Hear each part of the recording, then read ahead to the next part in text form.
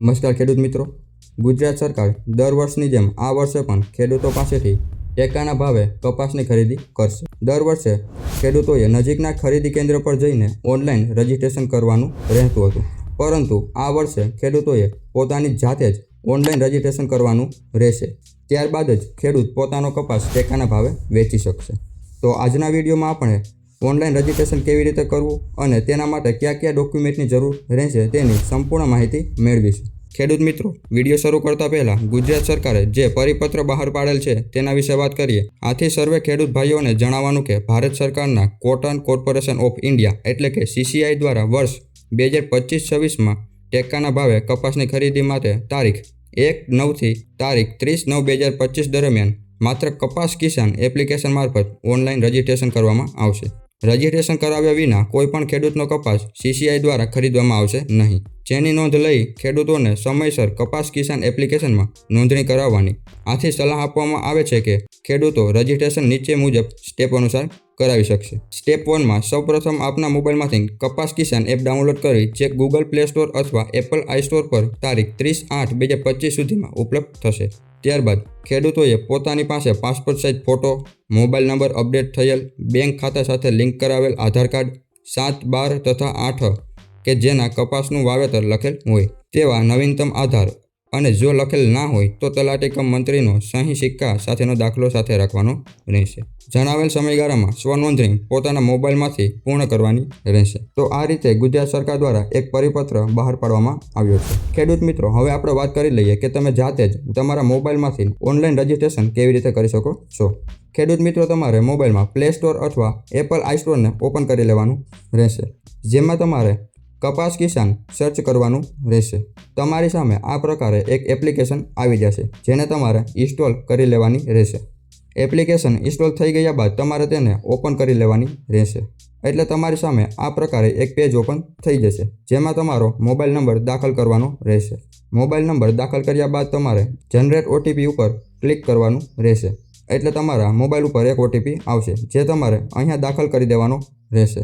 ત્યારબાદ તમારે verify OTP ઉપર ક્લિક કરવાનું રહેશે. એટલે તમે કપાસ કિસાન એપ્લિકેશન ઉપર રજીસ્ટર થઈ જશો અને તમારી સામે આ પ્રકારે એક પેજ ઓપન થઈ જશે, જેમાં તમારે રજિસ્ટર્ડ ડિટેલ્સ ઉપર ક્લિક કરવાનું રહેશે. અહીંયા તમારે સિલેક્ટ ટાઇટલમાં ડૉક્ટર, મિસ્ટર, મિસિસ અને મિસ સિલેક્ટ કરી લેવાનું રહેશે. ત્યારબાદ ફાર્મર નેમ એઝ પર આધાર એટલે કે તમારું આધાર કાર્ડમાં જે પ્રમાણે નામ છે તે તમારે અહીંયા પૂરું દાખલ કરી દેવાનું રહેશે. ત્યારબાદ ફાધર નેમ એઝ પર આધાર જે લખેલું છે તેમાં આધાર કાર્ડમાં તમારા પિતા, પતિ જેમનું નામ હોય તે પ્રમાણે અહીંયા દાખલ કરી દેવાનું રહેશે. ત્યારબાદ તમારી જેન્ડર સિલેક્ટ કરી લેવાની રહેશે, ફિમેલ, મેલ અને અધર્સ. ત્યારબાદ તમારે જન્મ તારીખ દાખલ કરવાની રહેશે. આટલું થઈ ગયા બાદ તમારે કાસ્ટ કેટેગરી સિલેક્ટ કરવાની રહેશે. જનરલ, OBC, અધર, SC, ST એ પ્રમાણે તમારે સિલેક્ટ કરી લેવાનું રહેશે. અહીંયા તમારે આધાર કાર્ડના નંબર દાખલ કરવાના રહેશે. તમે રજીસ્ટ્રેશન સમયે જે મોબાઈલ નંબર દાખલ કરેલા છે તે અહીંયા આવી જશે. ત્યારબાદ રેસિડેન્ટ એડ્રેસ એટલે તમે જે સ્થળ ઉપર રહો છો તે અહીંયા તમારે દાખલ કરી દેવાનું રહેશે. આટલું થઈ ગયા બાદ તમારે લેન્ડ ડિટેલ્સ એડ કરવાની રહેશે, એટલે કે તમારે હવે જમીનની વિગત એડ કરવાની રહેશે. સિલેક્ટ સ્ટેટ એટલે તમારી જમીન જે રાજ્યમાં આવેલ છે તે પસંદ કરી લેવાનું રહેશે. તો અહીંયા તમારે ગુજરાત પસંદ કરી લેવાનું રહેશે. ત્યારબાદ તમારી જમીન જે જિલ્લામાં આવેલ છે તે જિલ્લો અહીંયા તમારે સિલેક્ટ કરી લેવાનો રહેશે. ત્યારબાદ સિલેક્ટ મંડળ બ્લોક તમારી જમીન જે તાલુકામાં આવેલ છે તે તાલુકો તમારે અહીંયા પસંદ કરી લેવાનો રહેશે. ત્યારબાદ તમારું ગામ પસંદ કરી લેવાનું રહેશે. ત્યારબાદ સિલેક્ટ માર્કેટ એટલે તમે કપાસનું જે માર્કેટમાં વેચાણ કરવા માગો છો તે માર્કેટ અહીંયા તમારે પસંદ કરી લેવાનું રહેશે. જે માર્કેટ તમે પસંદ કરશો તે માર્કેટમાં જઈને તમારે કપાસનું વેચાણ કરવાનું રહેશે. ત્યારબાદ સિલેક્ટ ફાર્મર ટાઈપ તો અહીંયા ઓનર ફાર્મર આવી જશે. ત્યારબાદ ખાતા નંબર તમારા જમીનના જે ખાતા નંબર છે તે તમારે અહીંયા દાખલ કરવાના રહેશે. જે ખાતા નંબર અને સર્વે નંબર તમને ગામ નમૂના નંબર 8માં જોવા મળી જશે અને નીચે તમારો સર્વે નંબર પણ એડ કરી દેવાનો રહેશે. ત્યારબાદ સિલેક્ટ મેસ્યુ ટાઈપ જેમાં 8માં હેક્ટર પ્રમાણે જમીન દર્શાવવામાં આવે છે, એટલે તમારે અહીંયા એકરના બદલે હેક્ટર્સ સિલેક્ટ કરી લેવાના રહેશે. ત્યારબાદ તમારે ટોટલ લેન્ડ ઇન એકર્સ અહીંયા તમારે જમીનના પૂરેપૂરા હેક્ટર દાખલ કરી દેવાના રહેશે અને ત્યારબાદ તમે જેટલા વિસ્તારમાં કપાસનું વાવેતર કરેલ છે તે અહીંયા દાખલ કરવાનું રહેશે. માનો કે તમારી પાસે 5 હેક્ટરની જમીન છે, જેમાંથી તમે માત્ર 3 હેક્ટરનો જ કપાસ વાવેલ છે, તો અહીંયા તમારે 3 હેક્ટર્સ દાખલ કરી દેવાના રહેશે. ત્યારબાદ અહીંયા તમારે સિલેક્ટ ક્રોપ ટાઈપ, જેમાં કપાસની જાત પસંદ કરવાની રહેશે. અહીંયા તમે કોઈપણ એક જાત વાવેલી હોય તો તેની સામે ક્લિક કરવાનું રહેશે, અથવા તમે કોઈપણ 2 જાતનું વાવેતર કરેલું હોય તો એ પ્રમાણે તમારે અહીંયા સિલેક્ટ કરી લેવાનું રહેશે. જે તમને સ્ક્રીન ઉપર જોવા મળે છે તે રીતના તમે જે જાતનું વાવેતર કરેલું હોય તે તમારે અહીંયા સિલેક્ટ કરવાનું રહેશે અને બાજુમાં વિસ્તારમાં કપાસનું વાવેતર કરેલું હોય તે દાખલ કરી દેવાનું રહેશે.